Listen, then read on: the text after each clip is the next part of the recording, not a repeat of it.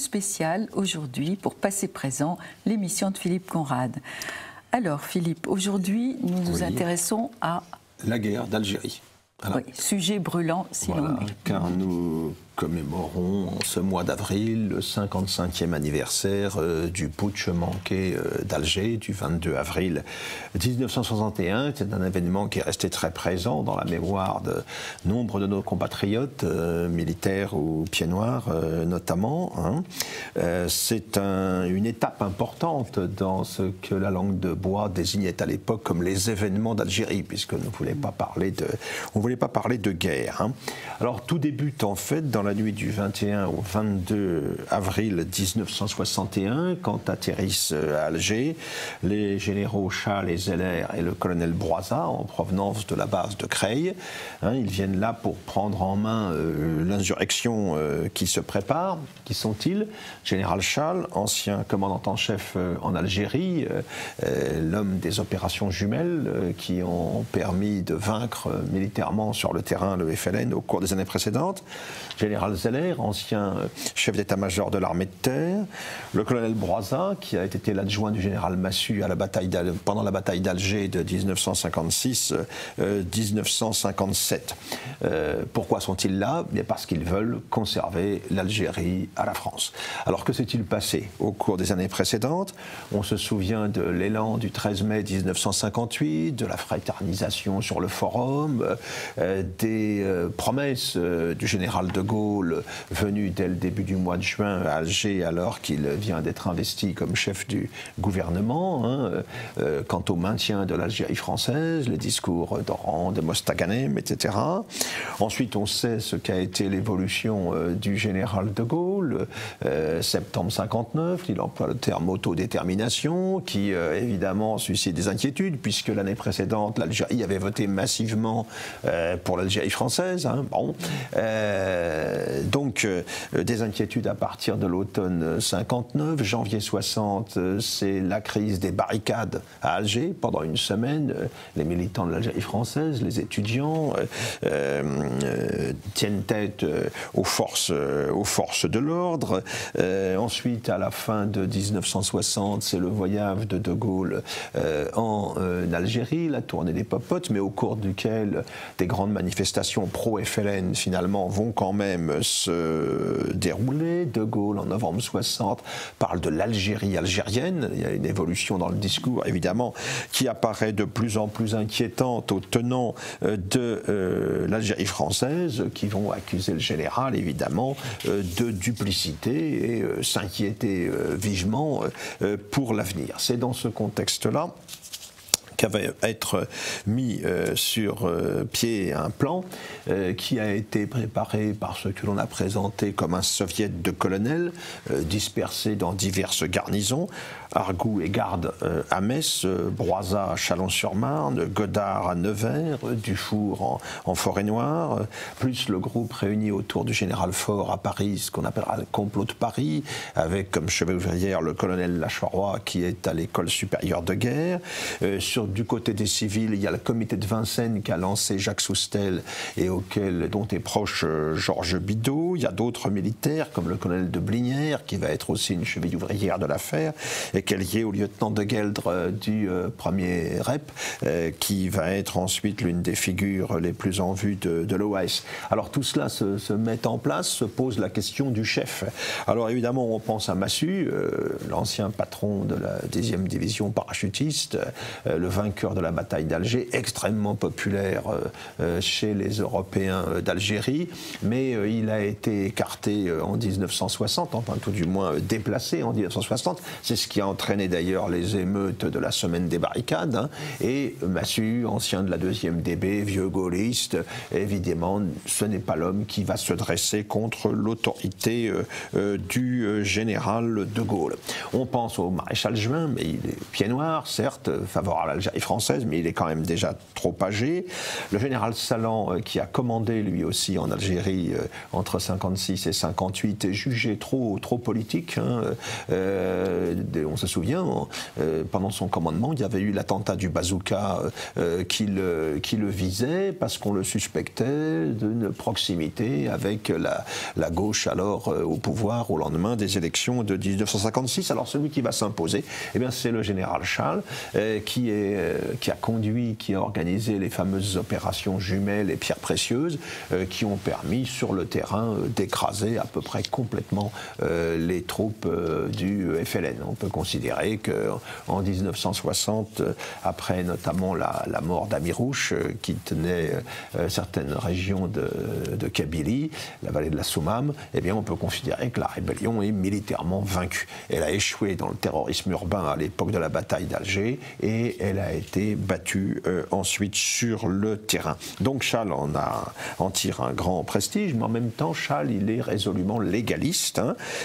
C'est une personnalité d'envergure. Il s'est retrouvé après avoir quitté son commandement en Algérie, commandant en chef Centre-Europe de l'OTAN. Il va donner sa démission étant donné l'évolution des positions du général de Gaulle sur l'Algérie, et puis il sera convaincu ensuite par le général Jouhaud, général d'aviation pied noir, de se rallier à l'affaire qui se prépare. Hein.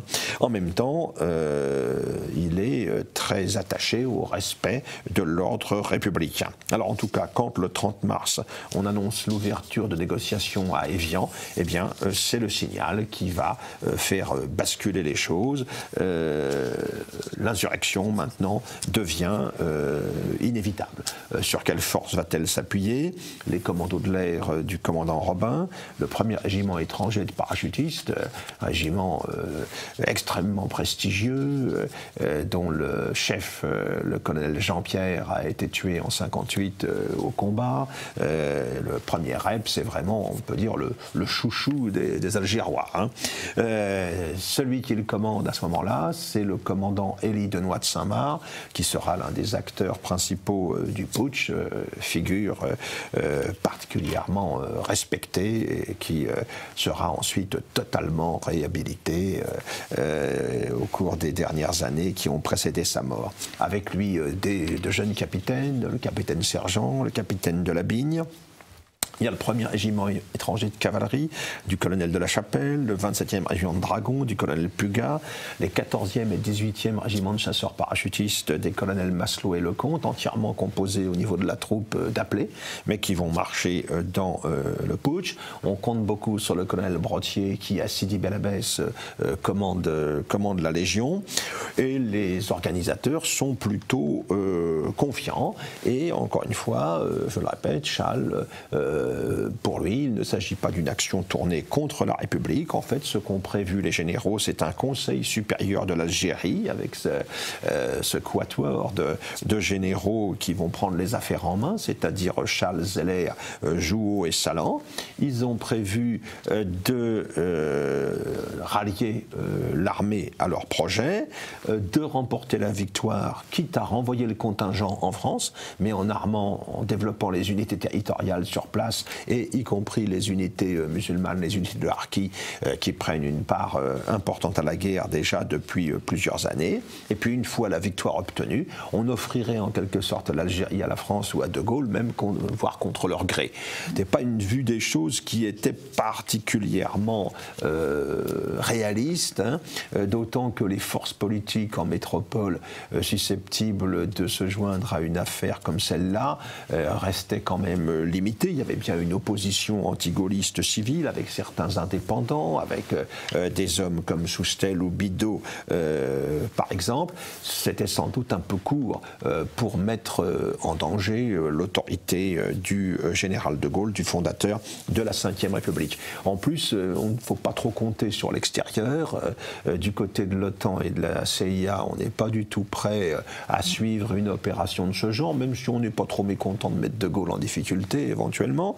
L'Espagne a accueilli un certain nombre d'exilés qui ont pu préparer leur retour en Algérie. Algérie, mais l'Espagne de Franco se veut extrêmement prudente aussi dans cette affaire. Le seul pays qui semble approuver un peu sans réserve, c'est l'Afrique du Sud. L'Afrique du Sud de l'apartheid, ce qui est quand même, c'est quand même bien peu. Hein. En tout cas, quand De Gaulle a appelé le 11 avril à une association entre la France et l'Algérie indépendante, c'est évidemment la goutte d'eau qui a fait déborder le vase, et désormais l'inévitable allait se produire. Donc dans la nuit du 21 au 22, tout a été préparé dans la journée précédente par les chefs de l'insurrection. Tous les objectifs sont pris, hein, à l'initiative notamment du colonel Godard et du capitaine Bate. Alger est sous contrôle avec les commandos de l'air de Robin, avec 3 compagnies du REP. On a arrêté un certain nombre de personnalités, le délégué général Morin, le ministre des Transports Buron qui était de passage par là, le général Vézinet, le général Gambiez qui avait été nommé commandant en chef en Algérie peu de temps avant. C'est là que se situe l'échange fameux. On arrête le général Gambiez et qui s'indigne de mon temps, on n'arrêtait pas les généraux. Et le lieutenant qui s'en charge de lui dire, de mon temps, les généraux ne trahissaient pas. Alors, vous avez cependant, même si les aéroports ont été bloqués, même si les télécommunications ont été interrompues, le délégué Morin, avec un simple téléphone personnel, peut prévenir quand même Paris de ce qui se passe. Et puis ensuite, il faut voir ce que ça donne en termes de ralliement, parce que Charles, il va passer son temps au téléphone le 22 avril, pour savoir quelle va être l'ampleur des ralliements à sa cause. Alors le général Gouraud à Constantine hésite, il prend des distances, puis il accepte, et puis après il ne marche plus non plus, parce que ses généraux de corps d'armée ne le suivent pas. À Oran, le général Lermite était favorable au putsch, mais il est en permission, et il est remplacé par le général de Pouilly, qui lui est hostile au putsch, hein, et qui se replie même à Tlemcen pour échapper à toute surprise et être hors de portée des putschistes. Et puis à Bel Abbès, là où est la Légion, Brottier va beaucoup décevoir et demeure passif. Hein. Beaucoup de réticences donc, beaucoup de chefs se sont fait porter pâle ou sont partis en permission. Dans le meilleur des cas, ils ont pris leurs troupes sous la main et ils sont partis dans le Djebel pour casser du Félaga. Mais beaucoup, c'est la manière par laquelle ils vont en quelque sorte échapper à une prise de responsabilité, les choses se comprennent aussi parce qu'ils ne voient pas la déclinaison politique de l'opération. Dans une France où on n'a plus en face à Paris le gouvernement Pierre Pflimlin de mai 58 et une 4e République qui était complètement à l'agonie, et dans une France où on a De Gaulle à l'Élysée avec un régime qui est soutenu quand même par la majeure partie de l'opinion. Hein. Les choses sont un peu différentes, ce qui explique évidemment certaines hésitations. Alors plusieurs unités vont se rallier, hein. 2 régiments étrangers d'infanterie, un régiment de cuirassiers, la 13e DBLE, le 6e régiment de chasseurs d'Afrique, une brigade de fusiliers marins. Le général d'aviation Bigot va rallier l'opération, mais ça ne suit pas, il va se retrouver tout seul. Hein. Il y a des sympathies qui s'expriment, certes, parce que la plupart des officiers sont de cœur, quelque part, avec les putschistes. Ils ont eux aussi le sentiment d'une trahison. On les a encouragés à prendre des engagements en faveur de l'Algérie française, à faire des promesses aux populations musulmanes. Et puis, ils voient bien que l'abandon qui se profile, c'est en contradiction totale avec tout cela. Mais en même temps, encore une fois, il n'y a pas de visibilité suffisante pour la suite. Et au bout du compte, il y a à peine 10% des effectifs qui vont franchir le Rubicon et se rallier au putsch. Et puis, il y a quelques figures qui se dressent contre. Les généraux Fourquet et Ayret, par exemple, ça leur réussira parce qu'ils seront tous deux ultérieurement chefs d'état-major des armées. L'amiral de Querville, la marine ne suit pas. Hein. Et au bout du compte, le groupe des putschistes est trop réduit pour pouvoir gérer vraiment la situation et donner une chance quelconque de réussite à l'affaire. Hein. D'autant que certains des animateurs de l'opération, je pense au colonel de Blinière, au colonel Vaudrey, était de fait en France hors du secteur principal, du théâtre principal des opérations. Et puis en face, comme on pouvait s'y attendre, il y a la réaction évidemment de Gaulle. Debré, son Premier ministre, est venu l'informer dans la nuit du 22 avril. Le 23, il va lancer son fameux discours dénonçant le carteron de généraux en retraite. Un pouvoir insurrectionnel s'est établi en Algérie par un prononciamento militaire. Ce pouvoir a une apparence, un carteron de généraux en retraite. Il a une réalité, un groupe d'officiers partisans, ambitieux et fanatiques.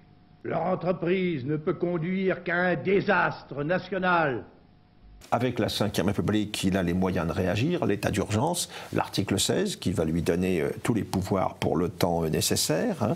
Il va envoyer à Alger Louis Jox et puis le général Ollier pour aller remplacer Gambiez, empêché parce qu'il a été arrêté par les putschistes. Très vite, on voit bien que les chances de succès sont faibles. L'armée de l'air ne suit pas du tout et surtout le contingent, ou du moins une bonne partie du contingent ne suit pas. Le contingent, on dispose dans les chambrées de transistors maintenant qui permettent d'avoir la liaison radio, de savoir ce qui se passe, quelles sont les réactions en métropole, etc. Et le contingent, bah, lui, il a envie de rentrer en métropole, tout du moins la majeure partie. Il y a quelques brillantes exceptions. J'évoquais tout à l'heure les jeunes parachutistes des régiments de Maslow et de Lecomte. Mais évidemment, à la base, les choses ne suivent pas, d'autant qu'il est prévu, il est annoncé que les factieux et leurs complices seront transférés devant la justice militaire. En plus, les arrestations s'effectuent rapidement. Dès le 23 avril, là nous sommes à Paris, le général Faure est arrêté. Tous ceux qui sont suspectés de participer au fameux complot de Paris. Il ne va donc rien se passer sur le territoire métropolitain. Encore moins de choses avec l'armée d'Allemagne, dont certains des putschistes rêvaient qu'elle allait faire mouvement vers Paris. Pour affoler l'opinion, affoler la population, même s'il n'y croit peut-être pas lui-même, Michel Debré va laisser planer la perspective d'une arrivée massive de parachutistes en provenance d'Algérie. Il pensait rejouer sans doute le plan Résurrection qui avait été imaginé en 1958 s'il y avait eu des difficultés pour le succès du retour de Gaulle. Il n'avait pas été nécessaire de le mettre en œuvre, mais le complot militaire existait bien. Alors en 1961, il est clair que les putschistes algériens n'avaient absolument pas les moyens, en capacité de transport et puis en effectif, d'organiser une opération comme celle-là, bien entendu. Mais dans l'imaginaire collectif, on rejouait un peu la guerre d'Espagne, les troupes venues du Maroc, etc. etc. Ça correspondait en fait à rien. Alors le doute va s'installer évidemment rapidement. Le lundi 24 avril, on essaie de refaire le rassemblement, la fraternisation de 1958 sur le forum d'Alger. Il y a du monde, mais on sent bien que l'esprit n'y est pas, d'autant que les décisions vont très vite être prises qui vont aboutir à l'échec. Les généraux Charles et Zeller vont se rendre. Paris décide la dissolution du 1er REP et des 14e et 18e RCP. Les officiers concernés sont tous mis aux arrêts. Tous les officiers devront rendre un compte-rendu précisant leur emploi du temps pendant les quelques journées de flottement qu'ils viennent de traverser. Les hauts fonctionnaires sont révoqués ou suspendus. C'est pareil pour des commissaires de police. 27 conseillers généraux, 12 maires sont suspendus. En matière de presse, l'Écho d'Alger, la Dernière Heure, la Dépêche quotidienne sont interdits de parution. Les perquisitions se multiplient. Alors une bonne partie des partisans du putsch, des acteurs du putsch, vont plonger dans la clandestinité pour donner naissance à ce qui va devenir l'organisation de l'armée secrète. C'est le cas de Salange, Jouot, Gardy, Godard, hussards, Broisat, Garde, Vaudrey, Sergent, de Gueldre notamment. Ils vont livrer le combat désespéré que l'on sait, mais un combat qui a été livré pour l'honneur et en fidélité aux engagements pris. Et à ce sujet, et pour conclure, je citerai deux réactions, celle du commandant Denoy de Saint-Marc. L'honneur est-il dans l'obéissance absolue au pouvoir légal ou dans le refus d'abandonner des populations qui allaient être massacrées à cause de nous? J'ai choisi selon ma conscience, j'ai accepté de tout perdre et j'ai tout perdu. Je connais des réussites qui me font vomir, j'ai échoué, mais l'homme au fond de moi a été vivifié. Il avait choisi la dissidence et la rébellion, le général de Pouilly avait choisi la discipline. Voici comment il juge ensuite sa réaction. J'ai choisi la discipline, mais choisissant la discipline, j'ai également choisi avec mes concitoyens et la nation française la honte d'un abandon. Et pour ceux qui, n'ayant pas supporté cette honte, se sont révoltés contre elle, l'histoire dira peut-être que leur crime est moins grand que le nôtre. Merci Philippe.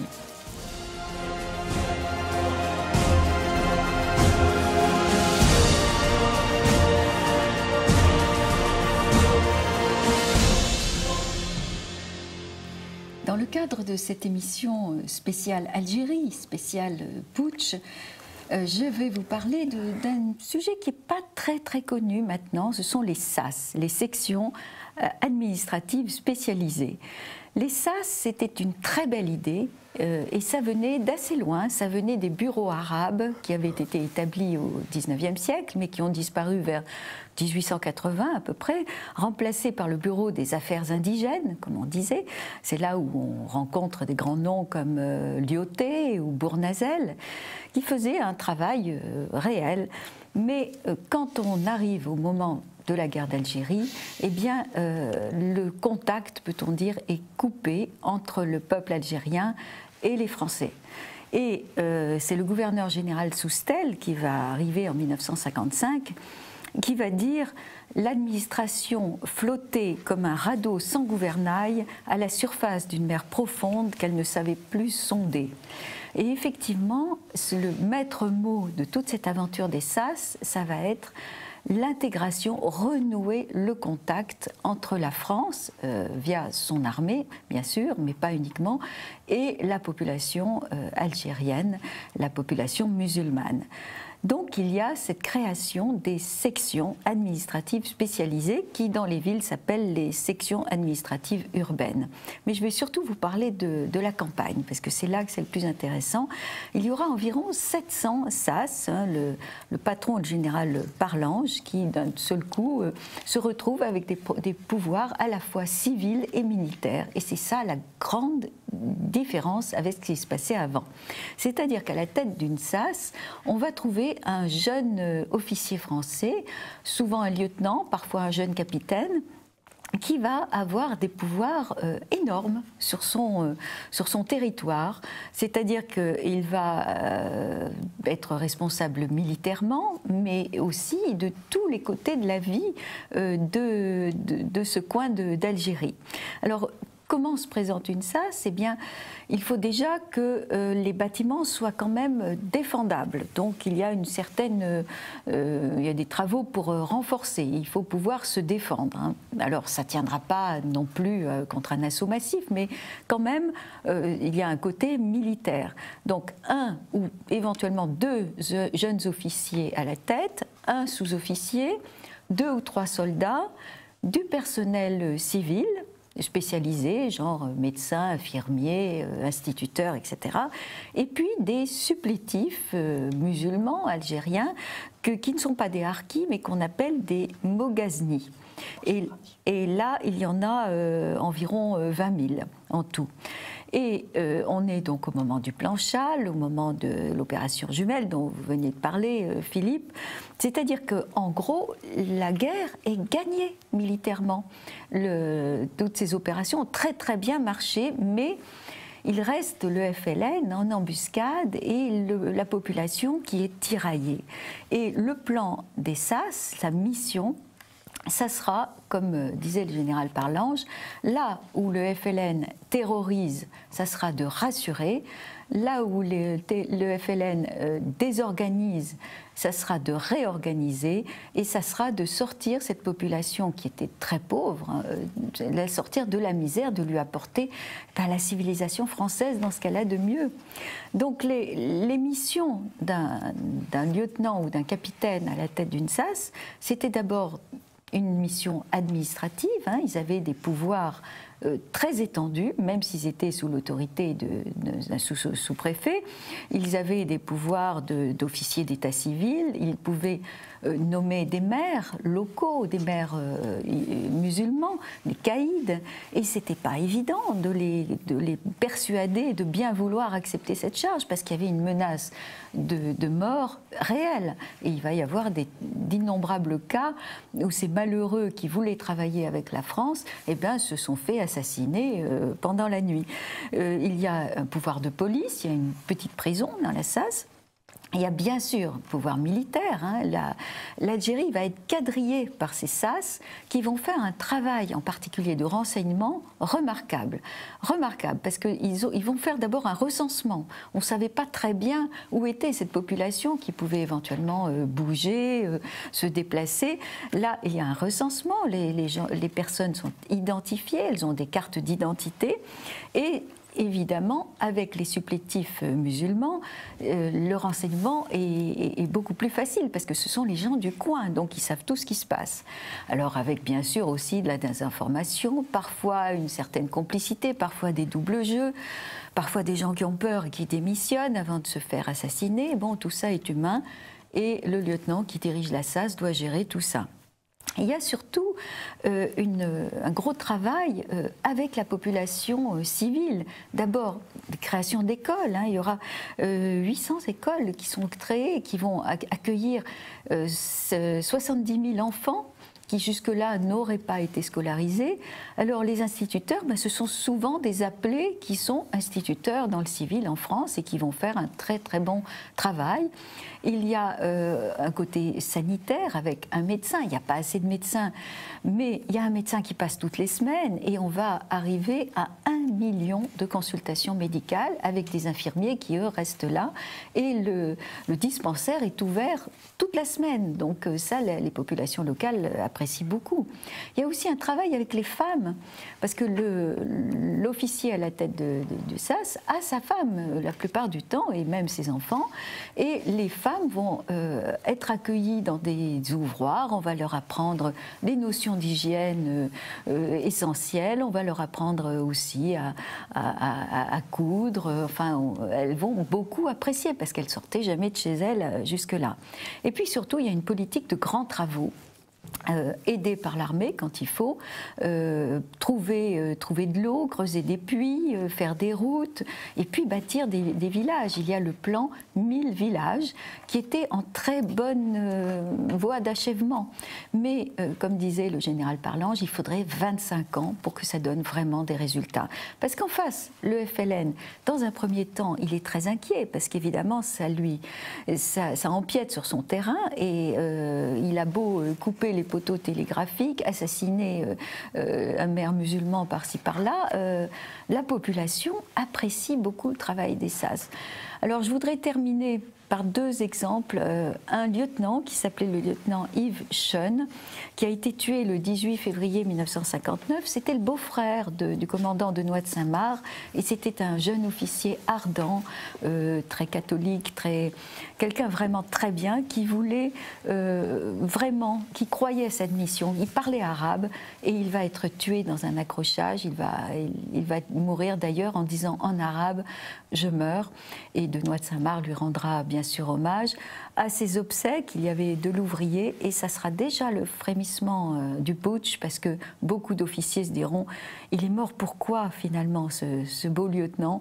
Et on sent déjà une colère qui monte contre la classe politique française. Et puis l'autre exemple que je vais prendre pour terminer, c'est un exemple personnel. C'était mon oncle, le capitaine André Montagnier, qui dirigeait la SAS d'Augaz, lequel il a fait un travail formidable, en particulier de grands travaux. Il va lui aussi être condamné à mort par le FLN.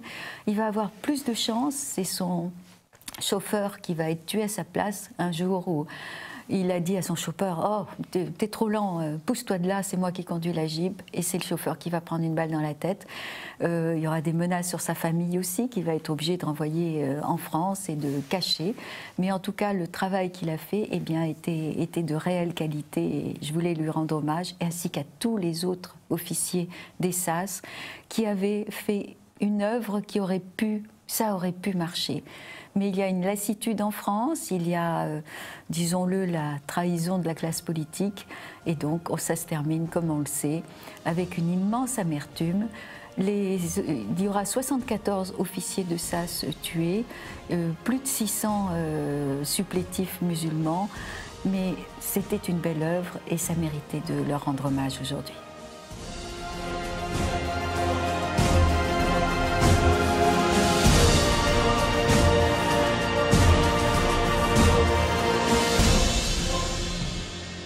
Toujours dans le cadre de ce spécial Algérie française, nous allons regarder maintenant un tournage qui a été effectué en Espagne il y a quelques semaines et dans lequel j'avais le plaisir d'interviewer le lieutenant Henri Lobel. Henri Lobel, c'est un personnage dont je vous ai déjà parlé il y a plusieurs mois, plus d'un an en tout cas, et qui a fait partie donc, du premier REP. C'était un légionnaire du premier REP, un très très beau soldat, qui a été partie prenante dans le putsch, qui a été arrêté bien sûr avec ses camarades et avec le commandant Denoy de Saint-Marc, qui a été emprisonné comme les autres, et c'est lui qui a enregistré les chants des lieutenants du premier REP et qui en a fait un disque, ce fameux disque noir qui s'est vendu sous le manteau pendant assez longtemps et que les éditions italiques ont réédité il y a maintenant quelques années. Alors, il nous a fait l'amitié de nous recevoir chez lui, en Espagne, où il vit depuis l'OAS, finalement. Alors, c'est un tournage qui n'a pas la qualité, évidemment, professionnelle de TV Liberté. C'est un tournage un petit peu bricolé. Mais je vous assure, rencontrer un grand témoin comme Henri Lobel, eh bien, ça valait la peine de faire le voyage. Alors, je vous laisse découvrir ce témoignage. Je crois que c'est peut-être le début d'une nouvelle série dans Passé-Présent, les grands témoins qui ont approché l'histoire de près. Chers amis de TV Liberté, j'ai le plaisir aujourd'hui de recevoir Henri Lobel. Et quand je dis de recevoir, en fait, c'est plutôt lui qui me reçoit, car nous sommes en Espagne, chez lui. Il y a plusieurs mois, j'avais consacré un petit sujet à la vie d'Henri Lobel dans le cadre des grands témoins de l'histoire. Ce témoignage venait en fait après une émission spéciale sur le coffret du premier REP, ce coffret publié par les éditions italiques, qui racontait l'histoire du putsch et l'histoire d'un disque enregistré par les lieutenants du premier REP alors qu'ils étaient emprisonnés au fort de Nogent. Alors je vais résumer une vie, c'est toujours très difficile de résumer une vie, surtout une vie comme la vôtre. Vous êtes né en 1931 à Dieppe, votre père était ingénieur, votre maman avait une formation d'institutrice, une famille cultivée, une famille unie. Vous avez un grand frère dont vous étiez très proche, 18 mois de distance, donc deux petits garçons élevés ensemble. Et vous commencez le scoutisme dès 9 ans, car vous êtes un garçon qui a une bonne mentalité, j'allais dire, qui a le goût de la discipline, d'une certaine forme de générosité envers les autres. Et ce scoutisme va beaucoup vous apporter. Le 19 août 1942, c'est une journée terrible, c'est le débarquement de Dieppe. La ville, évidemment, est sous le feu de l'ennemi et également de l'aviation allemande. On sait que ça va se terminer en désastre pour les Alliés. C'est une répétition qui est ratée, avec beaucoup de pertes. Et vous verrez tomber 2 avions alliés. Et avec votre frère, vous avez envie de vous approcher de ces avions. Donc vous attendez que les Allemands aient fini d'évacuer les corps et de prendre différentes choses. Et vous allez récupérer une mitrailleuse, donc quelque chose qui fait 1,20 m et qui est fort lourd. Et vous partez avec cette mitrailleuse sur votre vélo et vous allez la cacher. Alors, cette mitrailleuse va être cachée chez vous, chez vos parents pendant toute la guerre. Racontez-moi ce que vous en avez fait récemment, car c'est un morceau d'histoire, ça aussi. Oui, non. Et c'était en 2012, donc 19 août 42, 19 août 2012, les 70 ans anniversaire du débarquement, de l'essai de débarquement de Dieppe, et ça a été fêté en grande pompe à Dieppe. Et moi qui ne m'étais pas rapproché de Dieppe depuis des années par circonstance, à l'occasion, j'ai pensé que c'était le moment d'offrir cette mitrailleuse au musée mémorial du débarquement de Dieppe. Et donc, je suis allé à Dieppe. C'était un grand plaisir, une grande émotion d'offrir cette mitrailleuse au musée où depuis elle figure. Et où nos téléspectateurs peuvent aller la voir. Il y a une pensée pour Henri Lobel. D'autant qu'on avait la commandanture à l'époque qui était à quelques centaines de mètres de la maison et c'était pas évident. La guerre est terminée, vous avez une vingtaine d'années. Vous avez raté le moment d'entrer à Saint-Cyr. Or, depuis toujours, votre envie, c'est d'être officier de Légion. Pardon de vous interrompre, c'est pas venu comme ça. C'est que, étant en pension à Montauban, je suis rentré dans une troupe d'éclaireurs. J'étais un éclaireur très actif, très intégré dans cette troupe pendant 2 ans. Et j'ai eu la particularité d'avoir un chef de troupe extrêmement sensible sur le plan militaire et qui, dans le terreau que j'étais, m'a totalement insufflé sa foi. Et depuis lors, je ne rêvais que d'une chose, c'est d'être officier de para-légion en jour. Et depuis les années 46-47, j'étais même abonné à la première revue de la Légion étrangère qui s'appelait Vert et Rouge à l'époque. Ah, ça n'était pas képi blanc encore, alors. Non, c'est 50, voilà. Oui. Donc, je baignais, je ne rêvais que de ça, être un jour officier de Légion et en plus de Légion parachutiste. Oui, Ouais. ce que vous allez arriver à faire, mais la route est longue car vous êtes un peu déçu de ne pas pouvoir intégrer Saint-Cyr normalement, j'allais dire.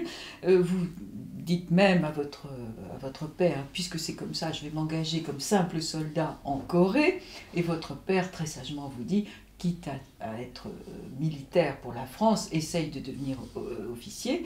Donc vous allez intégrer en 1952 l'école de sous-officiers de Strasbourg-Rouffach, une école créée par le général Delattre, le maréchal Delattre peut-être. Vous épanouissez totalement dans le cadre de cette école de Strasbourg, vous êtes excellent, vous y restez comme cadre instructeur pendant 2 ans.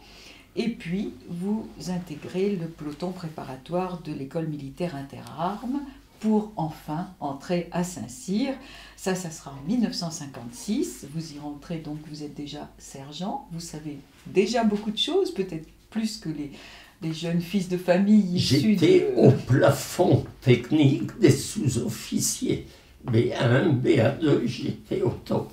Et là, vous avez vraiment trouvé votre vocation, votre milieu naturel. Vous êtes le meilleur, disons-le, même si votre modestie doit en souffrir.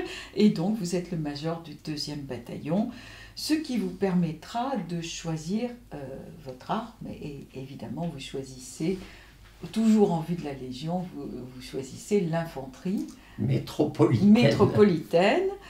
Vous passez 1 mois en Algérie en 1957, au moment de la fin de la bataille d'Alger, et vous avez votre premier contact avec cette terre algérienne et la lutte contre le terrorisme. Donc, c'est que, toute notre génération, nos promotions, avons été préparées à la guerre d'Algérie sous l'aspect très important, basique à l'époque, de la guerre psychologique contre la subversion. Et donc, en école, en fin de Saint-Cyr, de Coët, on est allé passer 1 mois, toute la promotion, dispersée dans toute l'Algérie, pour découvrir la réalité avant de nous retrouver en école d'application. Et en plus, ayant le privilège d'être une des personnalités, disons, de la promotion, de stationner un peu plus longtemps à Alger au contact, et j'ai vécu totalement de près, depuis le PC de la 10e DP à l'époque, une phase de la bataille d'Alger, allant même, ayant l'occasion de voir sur place les résultats et des cadavres encore chauds de Mourad et Khaled, par exemple, de terroristes qui venaient de faire sauter avec leurs bombes. C'est tout. C'est-à-dire, c'était imprégné de beaucoup de réalisme et de l'ambiance bataille d'Alger, en même temps au 15-9 BIA, bataillon d'infanterie alpine, de ce que faisaient les unités implantées en quartier. 1 an plus tard, cette fois-ci, vous avez choisi le premier REP. Il faut encore faire vos preuves, on ne rentre pas au premier REP comme ça. Donc vous allez passer 1 année d'Humanité Légion à Sidi Bel Abbès.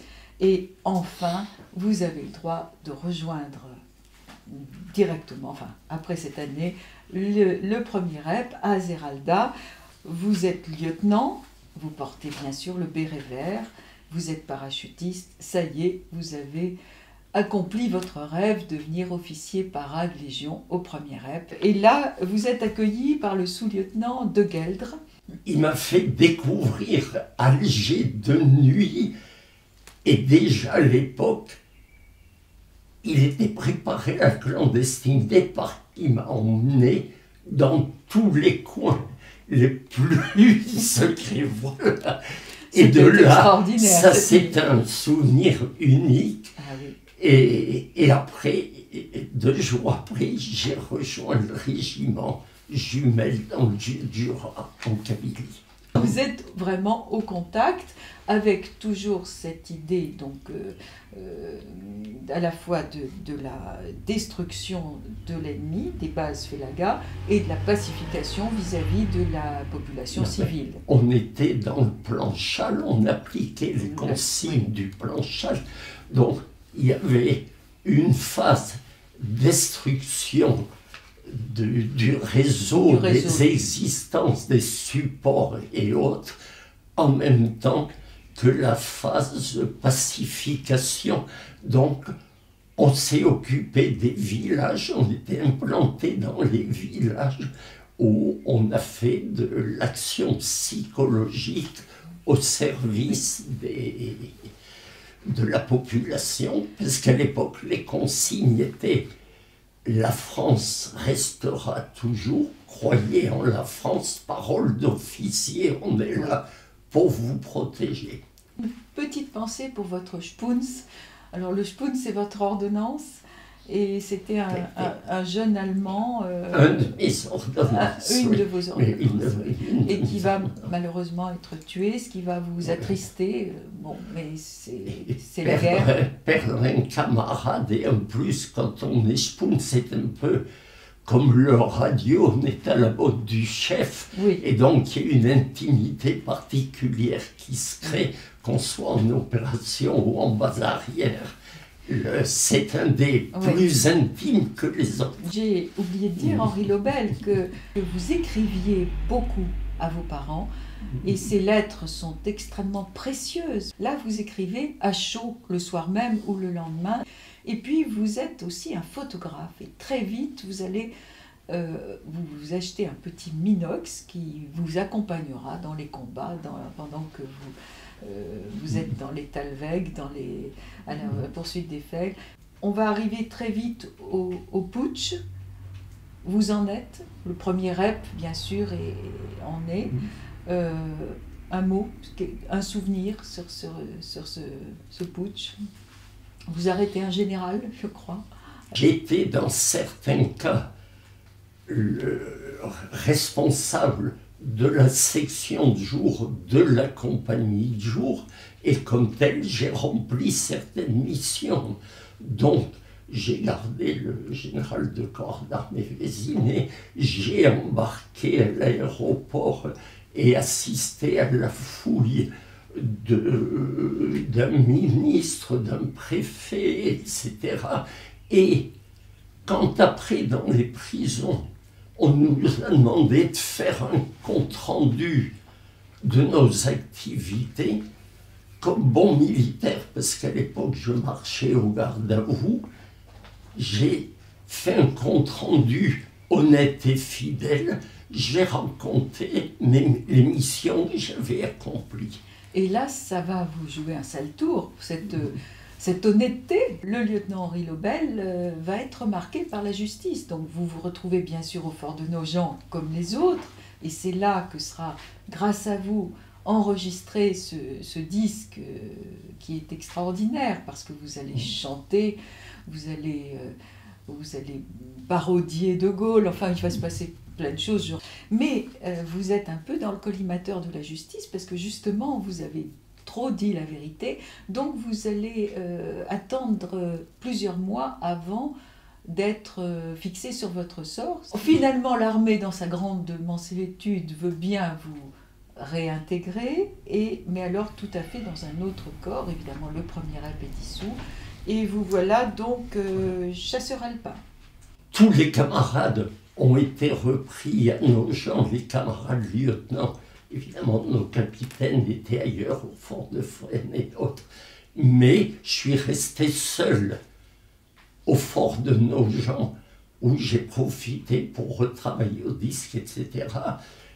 Mais eux repartir réaffectés, j'étais moi affecté pour 3 mois, mis en état statutaire provisoire, en attendant la décision du ministre. De justice, oui. Or, pendant cette période, non seulement j'ai travaillé au disque à une mémoire du régiment, mais en même temps, je m'occupais des camarades en prison, j'ai vendu un autre disque, et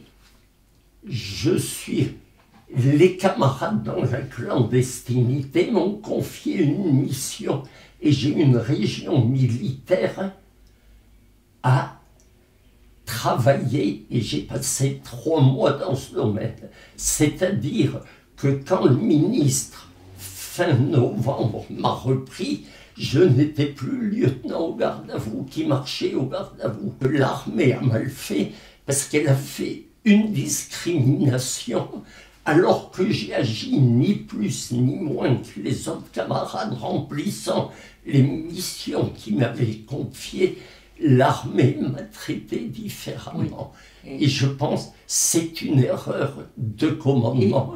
De toute façon, je n'étais plus le même. J'avais acquis une sensibilité que je n'avais pas auparavant. Vous commencez à vous dire que vous allez peut-être ne pas rester au garde à vous dans cette armée qui vous déçoit. D'une part, j'ai obtenu de revenir en Algérie, évidemment, hors par hors, légion qui était proscrit parce Bien que sûr. sensible, Oui. mais, et on m'a désigné pour le 27e chasseur alpin en Kabylie, qui était un bataillon loyaliste de l'époque, pendant le putsch qui avait volé au secours du général Simon.